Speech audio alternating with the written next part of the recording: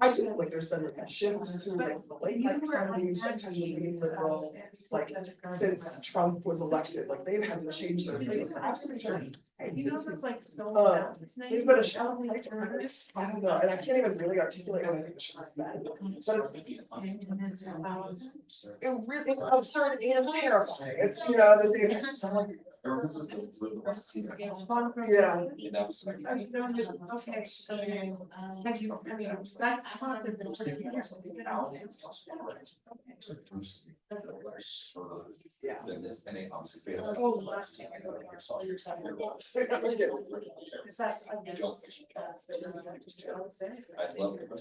Okay. I'm also kind of doing the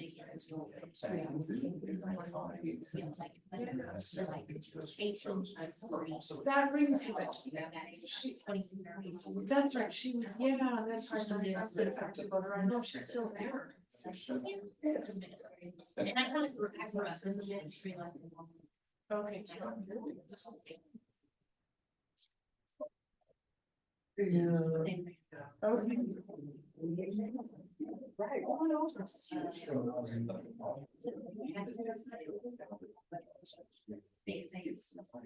Yeah, first read, yeah, and my understanding is. Yeah.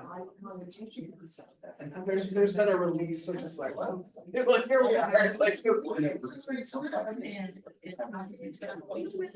potential virtual energy. Yeah, she's kind of part of the term. I mean, no, she's wasn't. And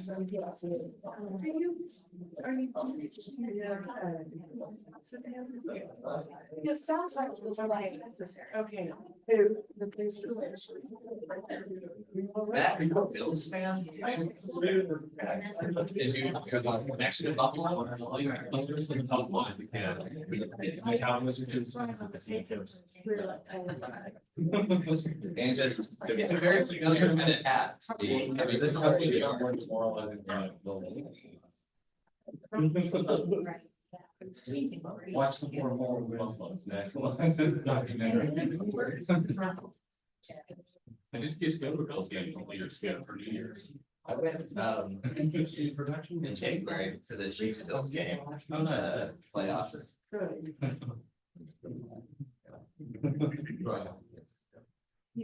Well, that's I know.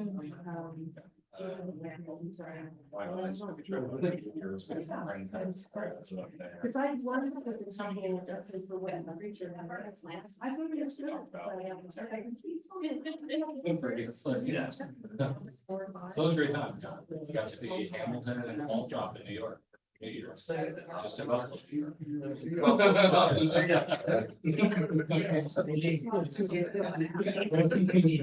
I guess I'm not so. I've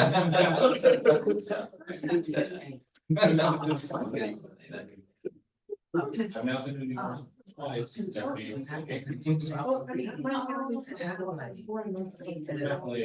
interested.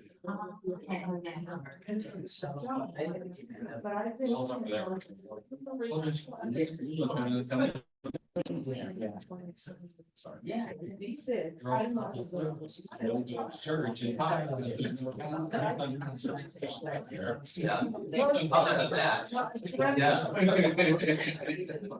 I know.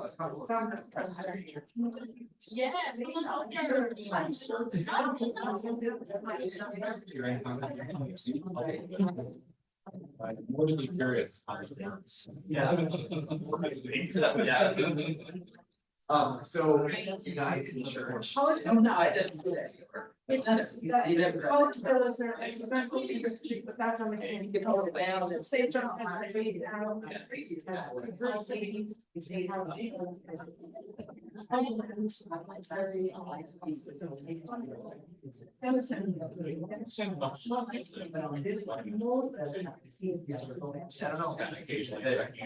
Yeah, what are we? Yeah, so the same stuff there, or is it?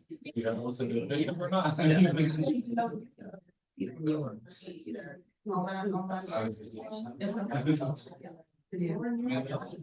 It's just live. It's all that matters.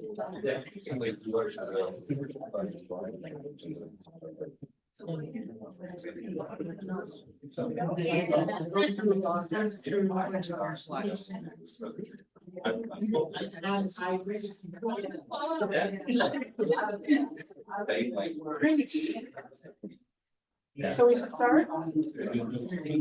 Perfect, yeah, I mean, no, I'll follow you, just be like a direct. First president here. Yeah. Did you have a minute to rest, or have you been with nonsense the whole time?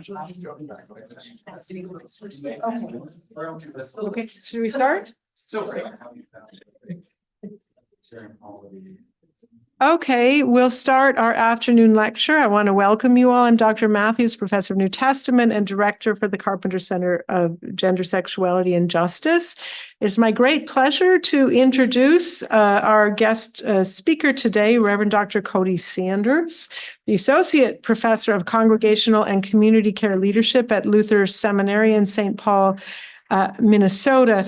Dr. Sanders has been with us at Chapel. Some of you were there. At that introduction, I emphasized more his pastoral side, but his pastoral side goes hand in hand with his academic side. And so in this introduction, I will stress that more heavily by saying that Dr. Sanders received his BA at Gardner-Webb University, and he received a dual master's degree at Mercer University, a Master of Science in Community Counseling at Mercer University, along with an MDiv at the McAfee School of Theology at Mercer. If you're not from the Southeast or you're not Baptist, you might not know that degrees from Gardner-Webb and Mercer University are a strong indication that you are Baptist. But yes, it's a very Baptist pedigree before he came to this strange and foreign land of Texas, where he received his Doctor of Philosophy in Pastoral Theology and Pastoral Counseling at the Brite Divinity School in 2015. Where he passed his qualifying exams with distinction and wrote a dissertation under the Reverend Dr. Jaretta Marshall titled Revisioning the Care of Souls, the Praxis of Pastoral Care in the Context of LGBTQ Suicide. He's published several books and edited some books, several articles as well. Just to highlight a few of the books, his dissertation then was rewritten, or revised as Christianity, LGBTQ Suicide, and the Souls of Queer Folk. Also, A Brief Guide to Ministry with LGBTQIA Youth. Most recent book, Corpse Care, A Practical Theology for Tending the Dead. And his current book project, forthcoming soon, I know it because I checked Amazon, it's already, you can pre-order on Amazon, is titled Spiritual Care, First Aid, and All Hands Approach for the Church and Community. I am sad to say that we promised a book signing and that fell through. I don't understand. The bookstore was, the bookstore dropped the ball in terms of ordering the books they had promised to order. And so there will not be a book signing, but I urge you to go to Dr. Sanders' website or Amazon or whatever your preferred book selling website is. These resources are important and life-giving, and on also a bonus that a couple of them are not very expensive, a couple of them under $20. So I apologize for that, but I'm happy then to introduce or give the floor to Dr. Sanders, whose topic for us today is spatial-temporal dimensions of queer and trans care. Welcome.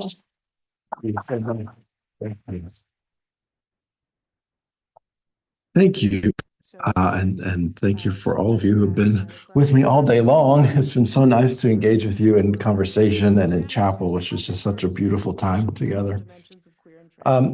This research has emerged over the course of a decade or so. Some of the quotes that you'll hear from queer and trans people that I interviewed go all the way back to the dissertation, and then some new pieces that colleagues of mine and I are working out together.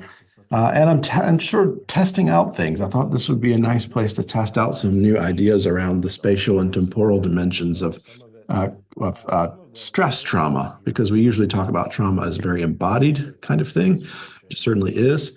But I think that there are some important temporal dimensions, and now I'm thinking spatial dimensions as well. I want to give you a little idea of my guiding ethic here. In this research and in all the research that I do in LGBTQ concerns, And that is that I want to help LGBTQ people narrate stress, trauma in liberative ways. So not limiting my purview around trauma to the Diagnostic and Statistical Manual of Mental Disorders or clinical language, but really an experience near description of the ways LGBTQ people experience stress, trauma, and that continuum, which we'll talk about, in ways that actually help them to, to gain agency in our lives. Using experience near descriptions of these lived situations, which is why you're going to hear the voices of LGBTQ people speaking, helping communities decrease stress trauma potentials. So in particular, churches has been a main area of my work, helping churches to decrease the stress trauma potential for LGBTQ people and increase the flourishing of life for LGBTQ people, to cultivate communities where we can thrive and flourish, and the beauty and the courage and the love of our lives can be foregrounded, and not just our stories of pain or trauma. Let's see here. Okay, we go. And for the whole community as well, because I think the things that are good for LGBTQ people and our lives are also good for everyone else. So this is about increasing the flourishing of life for everyone. I'm using a very narrative method here that focuses on temporality and chronology and now some spatiality stuff here, but not a particularly linear chronology. But this is sort of the guiding sense here that I want to foreground, this sense of being out of time. I want to look at that in two different ways. The first is this notion that a colleague of mine named Keith Manhennick, who now teaches at Georgia State University, you know? Oh, yes, he graduated from Candler, was Ph.D., now teaches at Georgia State. And he and I have been doing some writing and presenting together. And we started to play with this idea of chronostress, a way that time becomes stressful when we have the sense of being out of time. And the first way of being out of time is this sense of an insufficient narrative material from pasts and histories and ancestors that we need to construct a robust sense of LGBTQ self and community and or self in relation to some sense of ultimacy or God. So this is feeling, for example, I don't know who in the room identifies as LGBTQIA, but for me, when I came to know something of my own LGBTQIA self, my own sense of sexuality, very early on in my life, like most LGBTQ people, I assumed I might be the only one who experiences this. The first one. I mean, I had no examples, no stories, no people that I could identify with who had this same kind of experience. So it was a sense of feeling out of narrative time. I didn't have a larger narrative in which to insert my singular story of coming to a sense of LGBTQ identity.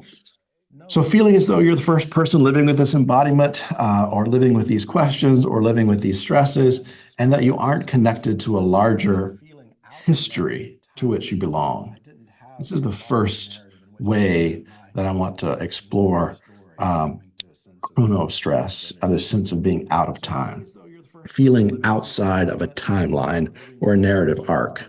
So one of the things that I think is really important for LGBTQ people and for churches that embrace LGBTQ people as full members of the community of that church is to circulate LGBTQ narratives of faith. Because most of us, even really stalwart,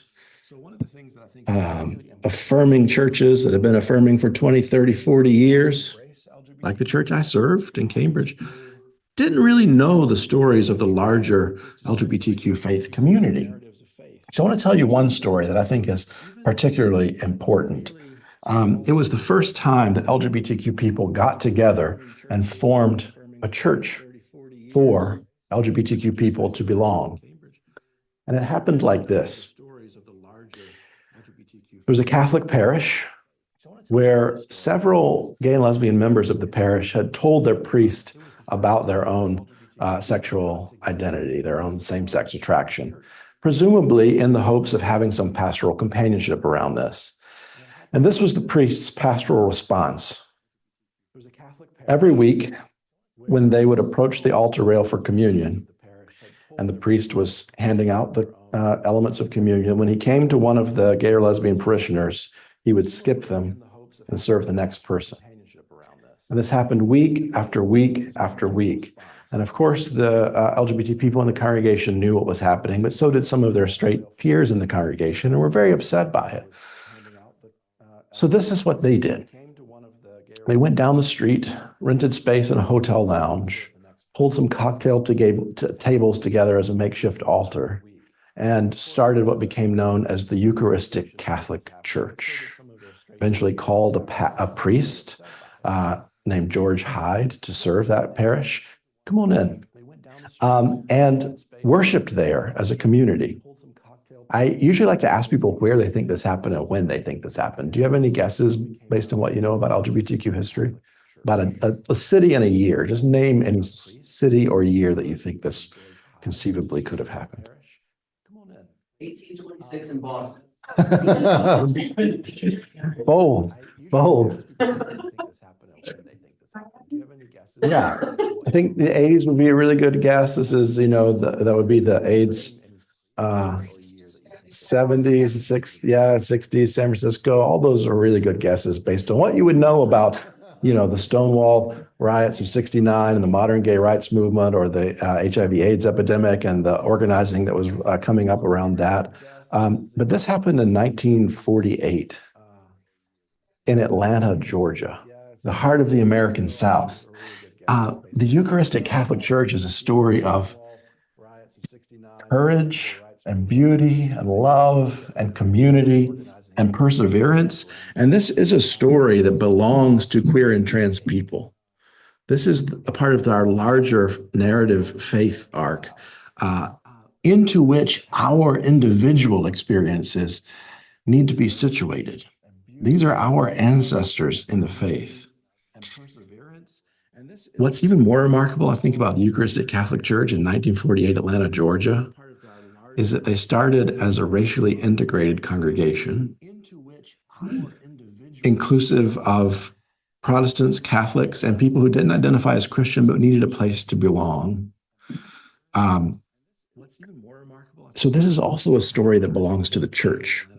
It isn't just LGBTQ people who need these stories. The church, more broadly, needs these stories because they're part of the church's narrative arc that include really incredible, really bold, extraordinarily beautiful and inspiring stories of LGBTQ people who are creating spaces at the margins to which they were pushed for belonging and for faith practice, for keeping each other alive.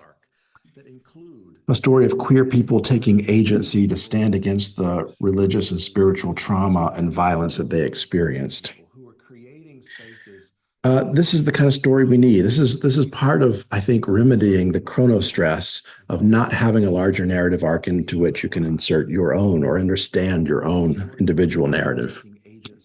So I want to talk about 3 forms of violence. And by the way, if you want to read more about this story, Heather Rachel White, who's a really terrific queer historian of American queer religious movements, has an article about this. Email me, I'll send you the article. Or you can look at her book as well called Reforming Sodom. It came out probably 10 years ago now, a wonderful book full of the stories of LGBTQ religious organizing. So when we talk about violence and trauma, I want to talk about it in 3 ways. And you'll hear all 3 of these in the stories of queer and trans people that I'm talking about, and probably in the folks that you know. The first, of course, is physical violence, targeting the bodily well-being of people. This is things like bullying, hate crime violence, family rejection. But the second, and this is where I'm leaning in, is more the second and third, the epistemological forms of violence that targets our ways of knowing self in relation through narratives across time. This is the kind of violence that we do when we deprive queer and trans people of the stories that belong to them. When we don't pass on the stories of the ancestors we need as a part of our collective of people that we belong to across time and space, that kind of way of cutting people off from knowledge that would be empowering, that would be agential. That's the epistemological kind of violence, I mean. And then ontological violence, targeting people's sense of self, one's aura of deep myth, the heart of our humanness, the core sense of one's being, or as we might talk about that with the language of soul. Ontological violence, cutting people off from, as we talked about earlier in that conversation after lunch, our sense of belongingness to God and who we are in relation to God. This takes place in several ways, and I write a lot more about this in Christianity, LGBTQ, Suicide, and the Souls of Queer Folk. But I want to give you kind of three pictures of how ontological violence takes shape in the lives of queer and trans people. When I started this research, by the way, there was nothing in the theological literature on LGBTQ suicide. Nothing. There was literature in the social sciences and therapeutic journals and things like that, but those articles almost always treated religion and theology in a very surface level way. No real deep engagement with how religious and theological narratives became constitutive of our sense of who we are in the world and in relation to others, in relation to God. So here are some of the narratives I uncovered with my interview participants and the themes that emerged. One is this sense of constitutive condemnation. And this is a man whose pseudonym is Thomas. And I want to read you Thomas's words here. He said, as a kid, if you're told you do something and it's an abomination, you can't tell the difference between being told what you do is an abomination and who you are is an abomination. I think it's impossible for a kid. And the primary message about that was so concerned with whether or not you had sinned that the fact that Jesus loved me no matter what, now and forever, was lost. So I stayed alone for more than a decade. All they had to do was imply it. All they had to do was not talk about being gay as if it was real. Then he went on. It's tone, the tone of what you say. And it's like a bell that goes off. The first time you hear a bell, you know what the bell sounds like. The first time you hear that you're an abomination, you remember that tone, and they don't ever have to say it again in those words. Isn't that powerful? Thomas was about 30 years removed from his suicide attempts in his 20s, but he still talked about the experience of growing up in this theological world with this kind of clarity. So this constitutive condemnation is theological narratives constructing our sense of self at a perceived level of coreness, our center, our soul, and is sedimented over time by repeated exposure to these condemnatory narratives. And that these narratives all drew upon a presumptive sense of ultimacy. They said who you were in relation to God. And over the course of time, for Thomas and others, the language itself didn't have to be iterated again. It was tone. It was almost this kind of Pavlovian response that continued to sediment that narrative in his sense of soul. The second, which was also probably the most, I think, helpful and surprising and not really found in the literature to date when I published this, was this notion of theological doublespeak. And here's Thomas again. The message of Christ is love, and the message of Christ was damnation. And they used the same words. It was maddening. And a mind can't do that. A mind cannot fix that ever. It's impossible. It's insane. You're paralyzed between those two things. God hates me and God loves me. And this is, I think, for people who are preparing for ministry, a really important thing for you to recognize, because and people who are practicing therapy too, and you've probably seen this, and we talked earlier in some clients, condemnatory theological messages became dangerous and damaging and violent, not because of the overt violence of the narrative itself. It was because this person was deeply rooted in this faith tradition. And there were messages, narratives in that tradition that were so life-giving, so important, so connecting of them to a sense of ultimacy or to God. And the same language, the same people, the same pulpit, the same Bible expressed these languages of constitutive condemnation of their sense of soul. And it was the same language, and the positive, life-giving messages were so bound up with these negative death dealing messages that the damage came from not being able to adequately disentangle them, to hang on to the good and to let go of the bad or resist the death dealing. So working through the pain and the distress of these conflicting narratives became chaotic for people. I mean, can you empathize and imagine the internal chaos of needing to hold on to this truth that God loved you now and forever, but also not being able to disentangle it from this message that you were condemned by God? Same language, same pulpit, same Bible. So this is where careful narrative companionship becomes really important. A lot of LGBTQ people who experience this kind of theological doublespeak need help from someone to do that careful work of disentangling the life-giving from the death-dealing. And you don't have to be an expert on LGBTQ concerns in order to listen to another person's story with compassion and to ask helpful questions. Like, what was it about your religious upbringing that you don't want to get rid of? The messages that you need to hold on to? And what are the things that you heard that you know are just not true and that you've had a hard time getting rid of? And how can we talk through those things and sort of disentangle the two? You can do this work without reading all the books. Don't read my book, but without reading all the books or taking all the classes, you can be a careful, compassionate narrative companion to people who need this kind of disentangling work. And I spoke with several people in this interviewing process who got the advice, and this back, at least, several years ago was pretty common in the therapeutic literature. It may still be common, I don't know, but the advice that you just need to help someone find a more affirming religious community. That's the antidote to this. And a lot of the people I talked to said, I tried to go to another church that I knew was affirming, and it just didn't feel like church. It wasn't, the language was different, the songs were different. I didn't know what was happening. So the careful companionship for being able to help people find the right fit for them in their life, to hold on to some of the things that they need that feel like church to them. Like I talked to a very conservative, I think Pentecostal woman in her upbringing who was told, well, the only church in town that's affirming is the UU church down the street. And she went to the UU church and said, I didn't know what was going on. Like this, I didn't recognize anything because it was so different from the upbringing that she had had. This is where you can be so helpful to people, I think, because you have the expertise theologically to help them carefully work through these narratives. The kind of result of this was the feeling of being internally unmoored. This is a woman named Florence, who I think iterated some really beautiful things, and this was one of them.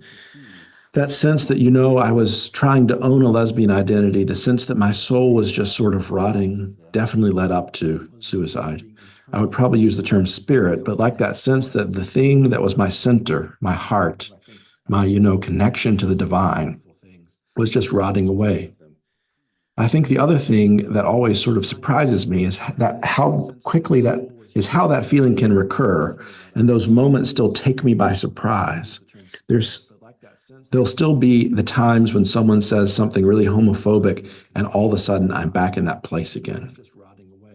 Florence was also removed from her college suicide attempts by at least 20 years when I interviewed her. Florence had gotten a theological education all the way through the doctoral level. She was a theologian. Yet, just like that bell that Thomas described, she could be back in that place again like that, because it was so tied to these deeply held theological narratives. So it's like there's the residual messages that live on in the inner library long after their insertion, and even after our outright denial of them. I mean, Florence had way moved on beyond that theologically, but they still lived in her like sleeper messages that could just ambush her later on. I also want to say before moving on, I'll tell you that story later, actually. This is, again, from Keith Mahinnick, this notion of queer resilience. Because I think this is a really important thing that Keith brings to this conversation, because it's not just about the trauma, the stress trauma. It's also about what queer people do in relation to it. And he describes queer resilience as a relational process of reworking our conscriptions and traumas such that new configurations of subjectivity, community, and care come into view. As a method, queer resilience interrogates universal diagnostics, politicizes the distinction between victim and perpetrator, and prioritizes bodily practice over narrative coherence.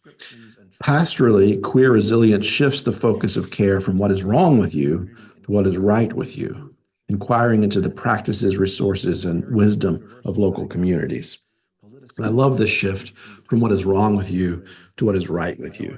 And I think that's a really helpful pastoral shift generally. It's one of the things I've most appreciated about narrative therapy, which I was introduced to here at Brite through Kristen Nuger and Doretta Marshall. And it was this commitment that narrative therapists, and then in my research, narrative research, to not just ask about the problem stories, but to ask about life outside those problem stories, to hear what else is going on in life, not just what's wrong with you, but what's right with you. And I really appreciate this work in Keith's dissertation that I hope will soon be a book too. So what we're talking about here moving into is religious and spiritual health for queer and trans people. And I think this is a really important point for you, especially if you're working in a church faith context. The research points to strong correlations between active involvement in a faith community with numerous positive outcomes like longer life expectancy, higher levels of positive socialization, better mental health and overall well-being, except for LGBTQ people. Typically, we have been the only ones who do not benefit in these ways from our involvement in religious communities, though that has typically been our involvement in non-affirming religious communities. I don't know that as much research has included our involvement in affirming religious communities. And then this is another work that I'd love for you to look at. Jim Hollier, I had a slide earlier that I took out with a few books that have come out in the last few years on queer and trans stress and trauma. But Hollier says, for those who do not fit the gender and sexual norms of non-affirming Christian denominations, involvement in religious community leads to higher proportions of self-loathing, depression, and suicidal ideation. So this is why this work is so important for you to engage.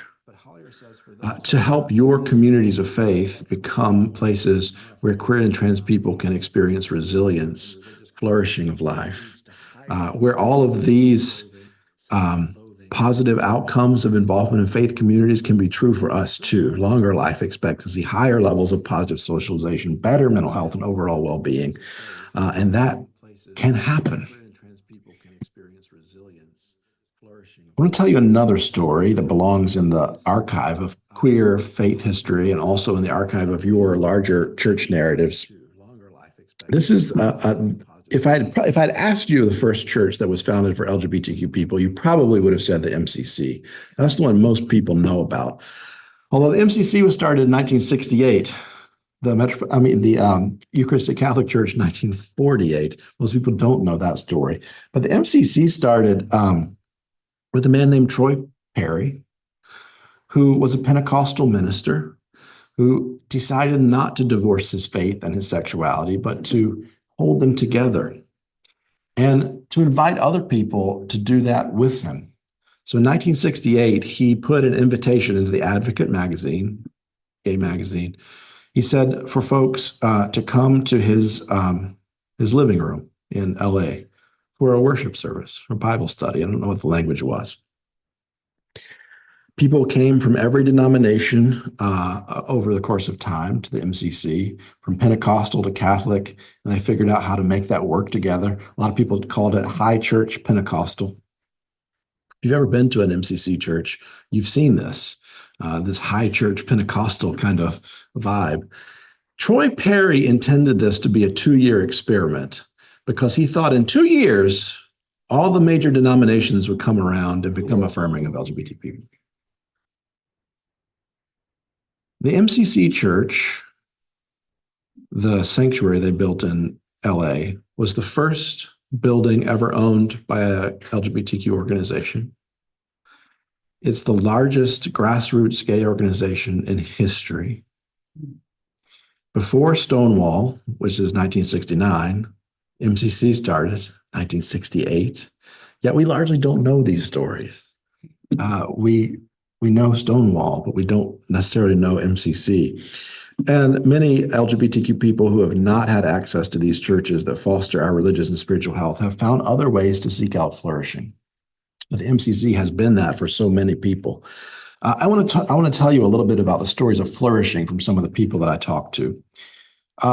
This is Florence again, the one who had one suicide attempt in her college years, became theologically educated, a minister, etc. This is the turning point for her. After our concert, this was her college choir, the director came up to me and said, "I think the reason you're so good at singing this is because you really believe it, and it just radiates out from the inside of you when you're singing." And that was, I think, the point. I thought there was something in me that's not just rotten, that there's maybe light in there too. And it was kind of the affirmation of others that who I was came through and what I was doing, that it wasn't just a facade, and I could really believe that was part of who I was. 2 or so decades later, she still remembers these simple words from her college choir director as the turning point for her when she thought that her soul was not just rotting away, but there was light in there too. She also has this great story when she was in high school and they had to do some volunteer work in high school, and she wanted to volunteer at the AIDS Crisis Center. This was, I think, in the 90s when she was in college.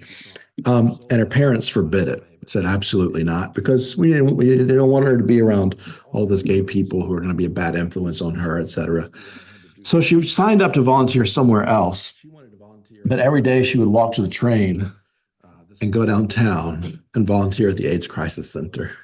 And that was where she did her work. I mean, it's such a beautiful, subversive story. And is where she started. I think it was the first time for her that she'd ever really been able to be around LGBTQ people. She sought out this way of service and community in the process. Thomas again. Now I'm in a position where I don't want the kingdom to come sometime in the future anymore. I want it to be right here, right now, wherever we are, with whomever we're working. It's a life choice. I want to do this on purpose now. I don't want to plan as if the kingdom is sometime far out. I don't want to plan as if God is going to save us someday.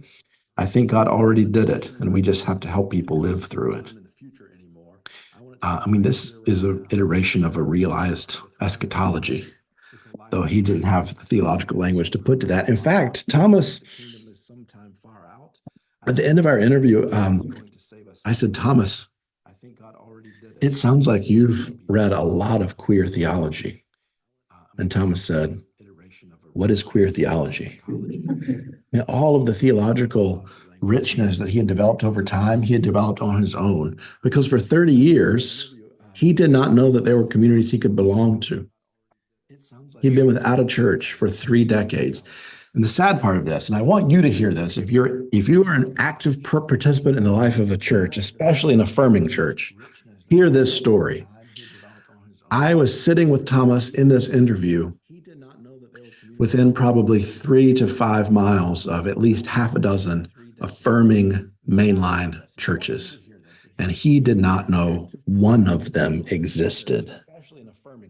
We do a lot of really careful work with our congregations to become LGBTQ affirming, and then we fail to tell anybody about it in language that they can understand at least. We use coded language like welcoming, affirming, open and affirming, more light, reconciling in Christ. And no one outside of our denominational traditions knows what that means. Thomas drove by these churches every day, but he had no visual clue that these were places he could belong. That should be an indictment on our inability to tell the story, the good news to LGBTQ people in our communities, that we have cultivated places of belonging for them to be at the table, for us to be at the table together. Moving on a bit. This is another book, Brooke Peterson, Religious Trauma. She teaches at Lutheran Theological School in Chicago. And she interviewed people about their returns to congregations and LGBTQ people. She said for many in her study, the loss of a ritual space where they were baptized or received communion or met the divine was one of the most significant parts of their loss. Estranged from their access to a ritual community with the blame for that loss placed firmly on them. And I think for many LGBTQ people, it's back now. Not sure what happened there. All right. I think for a lot of LGBTQ people, many of us don't have what most of our straight and cisgender peers would call a home church anymore, because the church in which we were raised is not necessarily a church we can go back to. And this was for Peterson something that her participants described as part of that continuum of stress and trauma in their lives. But there's a second way that I'm thinking about being this sense of being out of time, and that is time's running out for us. And this gets into this notion that Minhinnick and I are developing of temporal trauma. This is the instilled sense that you are not part of anyone's story, devoid of a narrative of self and community, and or the instilled sense that there is no more story of you to be told. The sense that your story is out of time. So this is what Mark Friedman calls narrative foreclosure. There's no more chronology, no next page to turn. The Trevor Project in their 2023 study found that 41% of LGBTQ young people seriously considered suicide in the last year, with higher rates among trans and non-binary and BIPOC young people, and 14% actually attempted suicide in the last year. So that's 4 times higher than the rates of suicidality among straight and cisgender people. 4 times higher. So this is the statistical reality. But what you've been hearing from the voices of these queer and trans people I've interviewed is the lived reality, the narrative of how that became a thinkable option for them. I want to tell another story that I think deserves to be in our narrative collection, both for queer and trans people and for churches more broadly. This is another story from my friend Jim Metulsky, who I talked about in the sermon this morning. He was the pastor of the MCC Church of San Francisco from 86 to 99. So if you know the chronology of the AIDS epidemic, these were the major, just awful years. He became pastor at 27 years old, 5 years after the first HIV case was documented. And the church began to shape ritual around the experiences of AIDS, because there were visible, embodied expressions of HIV and AIDS in the sanctuary every Sunday. People came with their IV poles to church. People were so wiped out by the disease that they had to lay down in the pews for the service.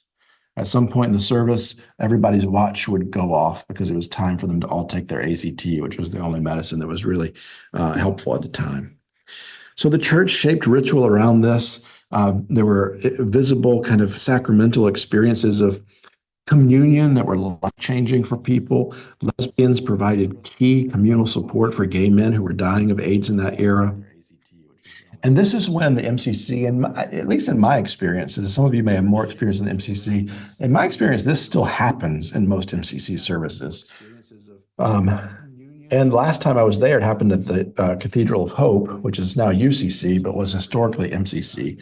They incorporated the laying on of hands during communion, because this was a time when people who had HIV and AIDS were untouchable. Nurses, doctors didn't want to touch people. Funeral directors didn't want to take the bodies of queer people who have died of AIDS. So after people would receive the elements of communion, they would go to another pastor next to them, and they would have the laying on of hands and prayer over them. There was even a great story at one point of a mother of a man who had died of AIDS and this was a time when, nothing was really helping with the pain of dying of AIDS, except for sometimes marijuana. And so at some point, they also incorporated in the ritual of communion, you take the communion elements, the laying on of hands, and then you get a little baggie of marijuana from this mother whose son had died of AIDS and was trying to help the people dying of AIDS in that church. And I think the San Francisco PD just sort of looked the other way for a long time, but I think the ATF eventually shut that down. But they would bring communion and tape of the worship service to anyone who was too sick to come to church. And in 1989, so this had been going on for almost a decade now, 2 years after there was a treatment, but 6 years before there was medication that really helped people survive long term.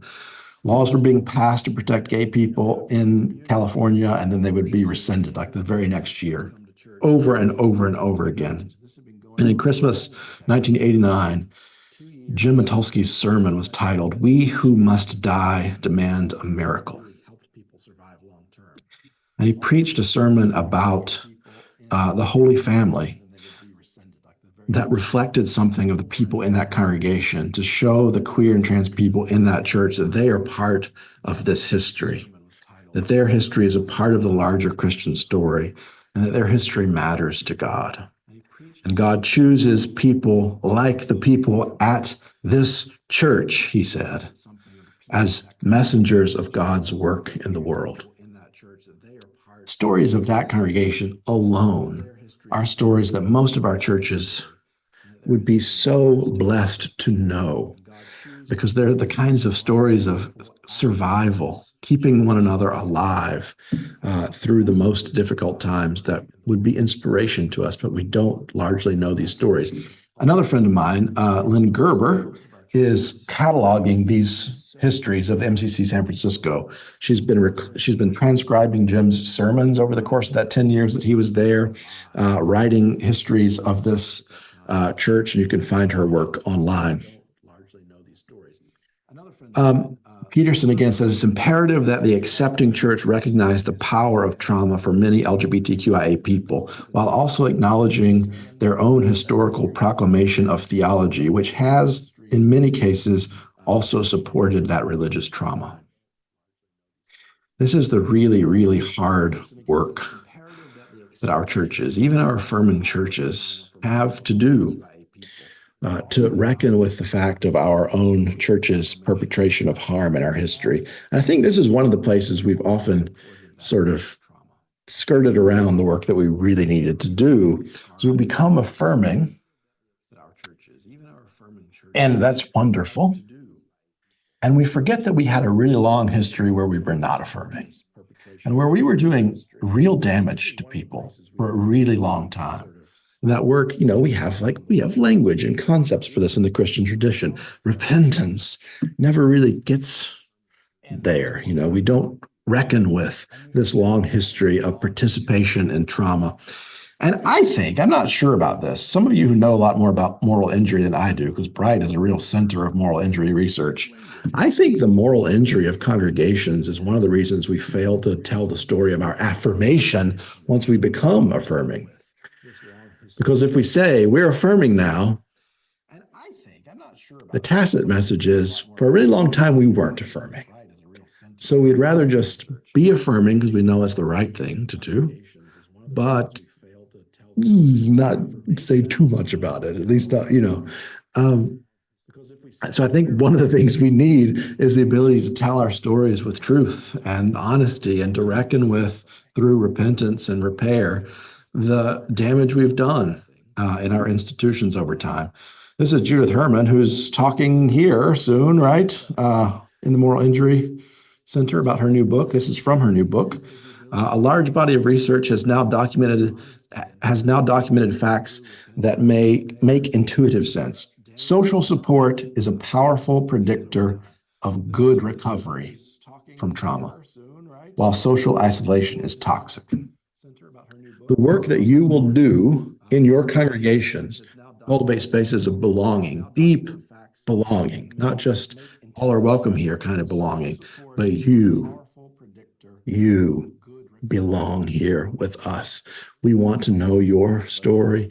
We want to share in this place together. That kind of belonging is a really important predictor of recovery for stress and trauma, and not just LGBTQ stress trauma, but a whole lot of expressions of stress and trauma.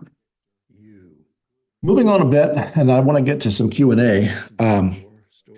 This spatial dimension. I'm playing with this right now. I don't know quite how to talk about this or what language to use for it. I've been really taken with, do you know where nostalgia comes from? Nostalgia, these two Greek words, nostos, return home, and algia, longing. This is a made-up Greek word. It's not actually in, ancient Greek, but it was made up as a diagnostic term for soldiers who were too homesick to fight. And that was considered basically a mental illness because they should be fighting. And instead, they were longing for home.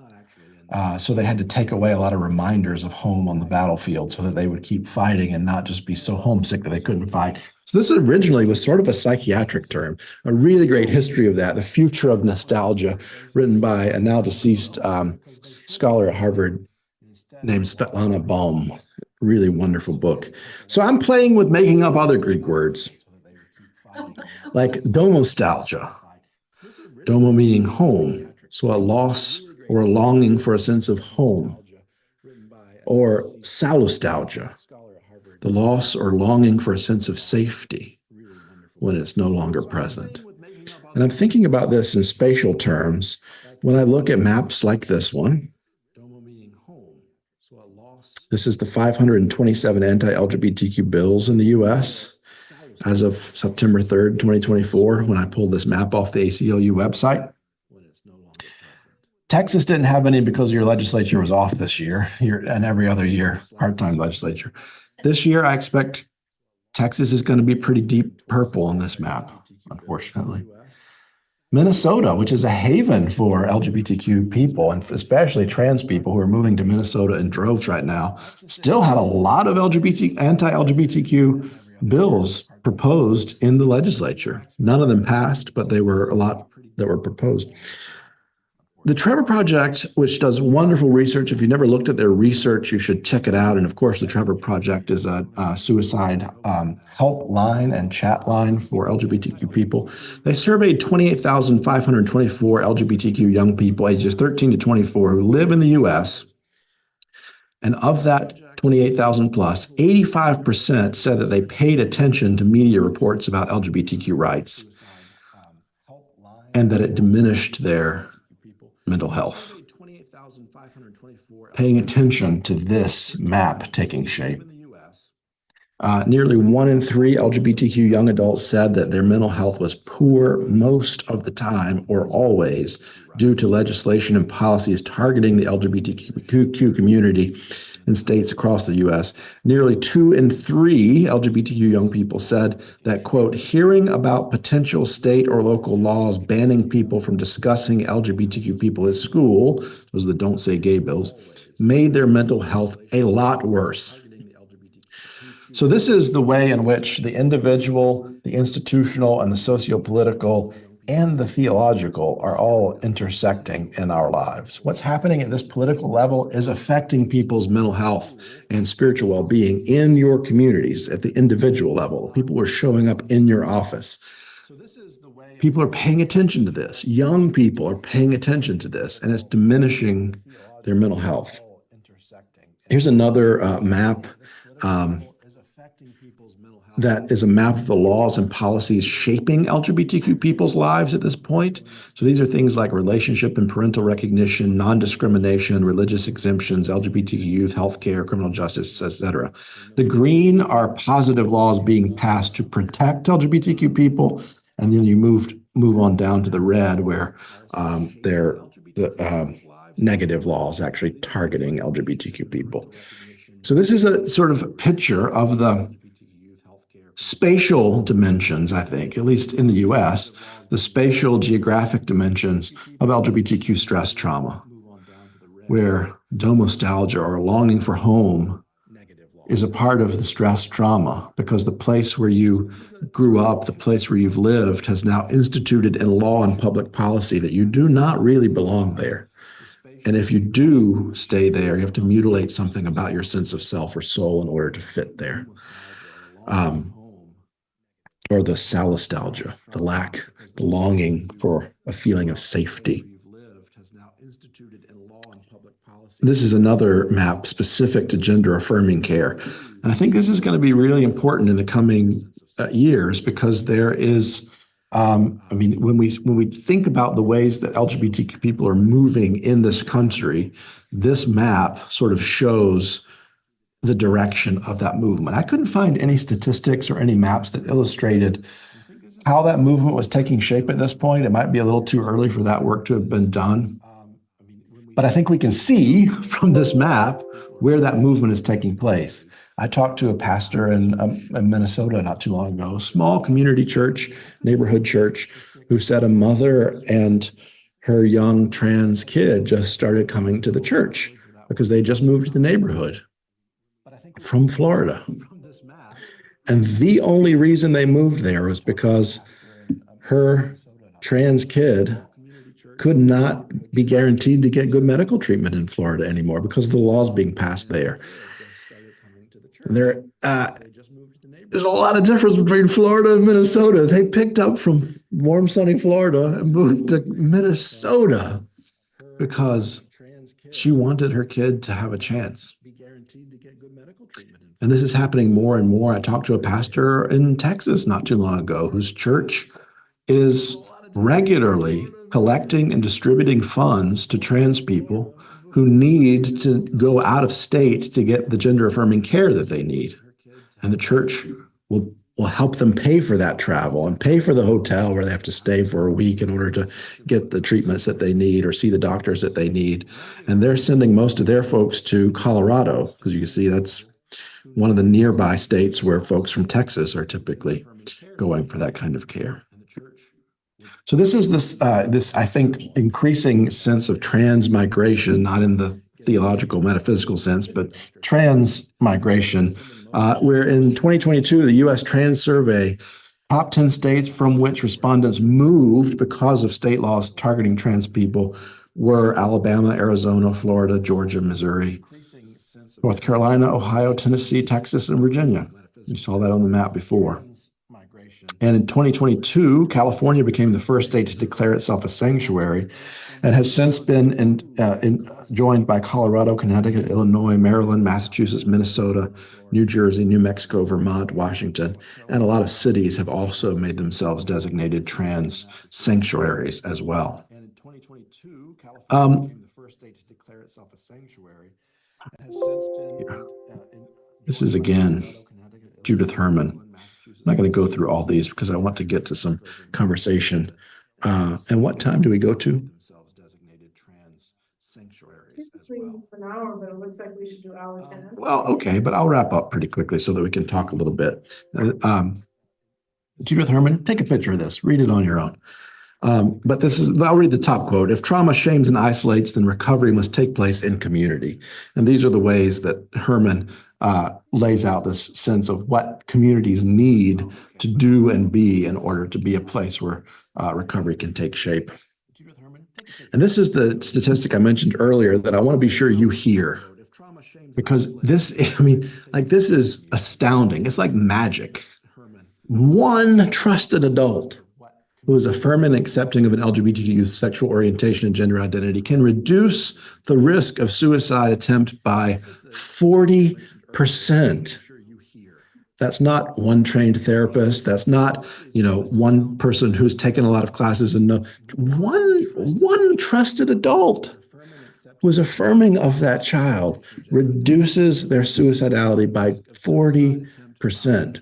This is what I want you to make sure you hear. If you don't hear anything else, your affirmation, your relationship with LGBTQ people, especially young people in your congregations and community, can make an enormous difference in the livability of life for those people. And I'll put this up because we talked about it earlier. This is the diagram that I talked about. The sense of belonging, the transcendence, togetherness, and tethering dimensions of belonging here.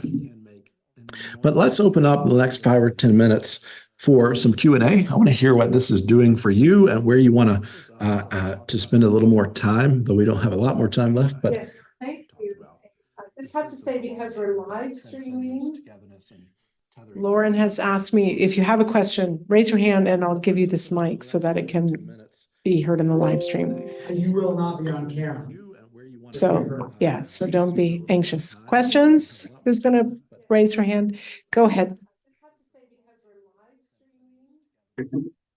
Lauren has asked me, if you have a question, raise your hand and I'll give you this mic. So that- Just this week, there is this discussion on Facebook about Ruth and Naomi being lesbians, Go ahead. and church people are in an uproar because somebody as sacred as Ruth and Naomi cannot ever be gay. And it brings to mind how we identify and hold sacred those persons and people that we believe cannot do something that they feel is necessary, or if they even do the research to find out that, well, maybe they were just like David and Jonathan. But I'm always amazed at how the church wants to reject what's right in front of their face. yeah, I mean, and I don't know, like, if Ruth and Naomi or David and Jonathan or the centurion and his servant that Jesus healed and all those folks were queer, or if Jesus was, he hung out with a lot of guys all the time. I mean, I don't know. But I think that one of the really important things is queer people being able to read the biblical text and see something of their experience in that text. And the love that Ruth and Naomi share, or that David and Jonathan shared, or something like that, I think is a really lovely thing to reflect on, whether we say this was actually what was happening. But I also think the stories like the one today, the Ethiopian eunuch who clearly had some sexual gender kind of marginality going on for him, took agency in his own spiritual life. And I mean, I don't want to name these characters as queer, but I want to instill in queer people through my preaching the queer resistance and resilience of figures like Hagar, and like the Syrophoenician woman, like the woman with the issue of blood, who did not ask permission to touch Jesus, and who actually intended just to touch him and slip away. But he said, "Who touched me?" She was taking the blessing she needed in that moment, the healing that she needed. And there's something just so rich and subversive and queer about that. And then the lovely part of that story, I think, is that the text says, when he asked who touched me, she came forward and told the whole truth. And I think the image of this woman, not just telling the truth that she was the one who touched him, but I read into that phrase, maybe this is not proper for the Greek, but I read into that phrase, she told her whole story to Jesus, the whole story of how she had been dealing with this issue of blood for years, and all the doctors had not helped her, and she had spent all her money, and that this is how it affected her life. She told her whole story, and Jesus heard every word of it. And those are also stories of queer beauty and in the text of Scripture, but also a whole lot of other people can see in those texts something important about their own spiritual agency, their own ability to survive, their own ability sometimes to steal a blessing that did not belong to them, because they knew that they didn't have the standing to come before Jesus and ask for it, because Jesus was on his way to a respectable person's house to heal his daughter. Yeah. Let's get one more question in before the hour's over. Sure. And then maybe move to something more informal for those who are still in the room. But is there a question? Someone who wants to be on the live stream with their question?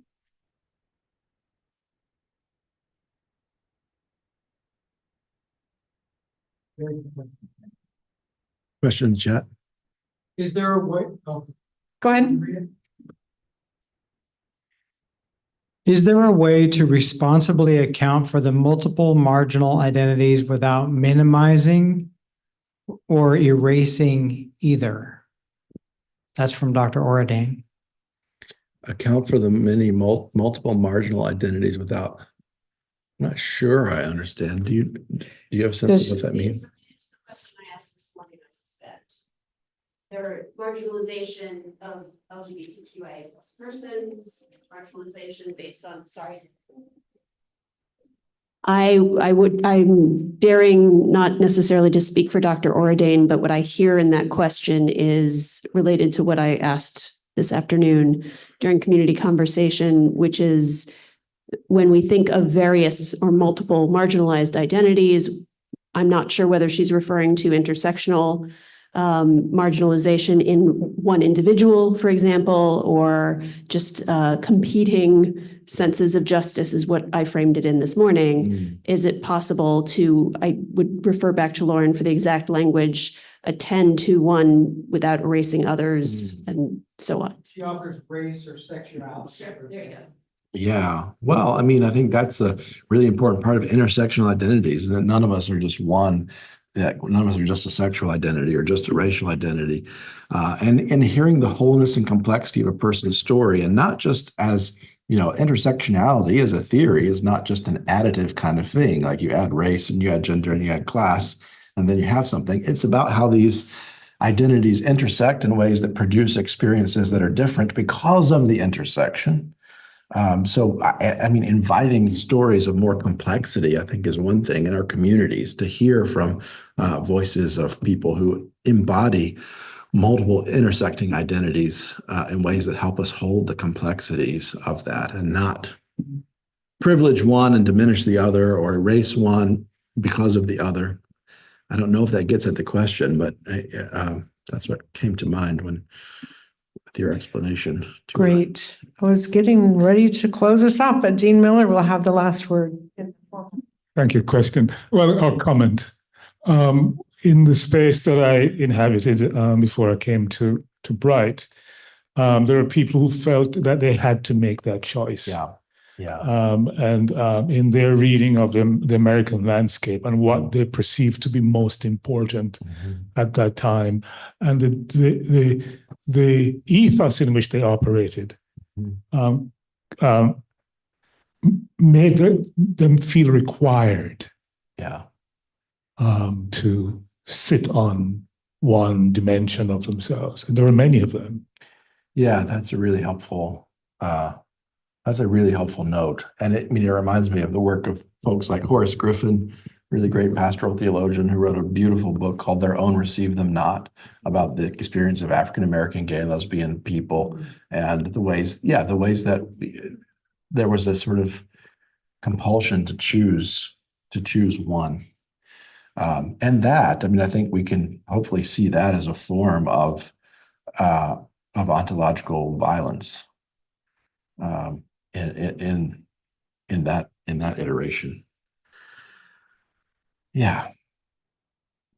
I do want to say I cited a lot of things that are in a bibliography that you can just scan that QR code and get, so that you can see the original sources for some of these citations.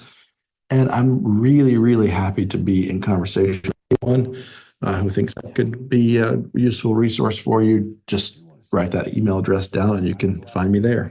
Thank you so much for this time. All day long has been so fun to be with you, to share this space of worship and conversation and education with you. It's good. It's good to be home. Who thinks that could be a useful resource for you? Just write that email address down and you can find me there.